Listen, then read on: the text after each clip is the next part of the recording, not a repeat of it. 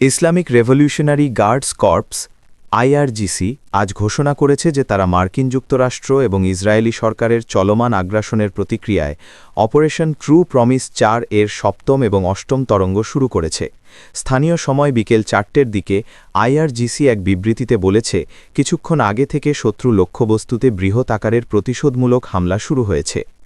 Red crescent সোসাইটির মতে দেশটির বিরুদ্ধে ২ দিনের আগ্রাসনের পর ইরান প্রতিশোধ নিয়েছে, যেখানে হরমোজগন প্রদেশের একটি প্রাথমিক বিদ্যালয়ে হামলায় ১৪৫ জনেরও বেশি শিশুসহ ২০০ জনেরও বেশি মানুষ শহীদ হয়েছেন, সেই সাথে ইরানি কর্মকর্তারাও নিহত হয়েছেন। প্রতিক্রিয়ায় আইআরজিসি তেল আবিব এবং হাইফা সহ অধিকৃত অঞ্চলগুলিতে সামরিক স্থাপনাগুলিতে ৪টি বড় ধরনের নির্ভুল হামলা চালিয়েছে এবং ইসরায়েলি বসতি স্থাপনকারীদের ভূগর্ভস্থ আশ্রয় কেন্দ্রে যেতে বাধ্য করেছে। প্রতিবেদনে দেখা গেছে যে প্রধানমন্ত্রী বেঞ্জামিন নেতানিয়াহু সহ ঊর্ধ্বতন কর্মকর্তারা বর্ধিত হুমকির কারণে সুরক্ষিত বাংকারে আশ্রয় নিয়েছেন।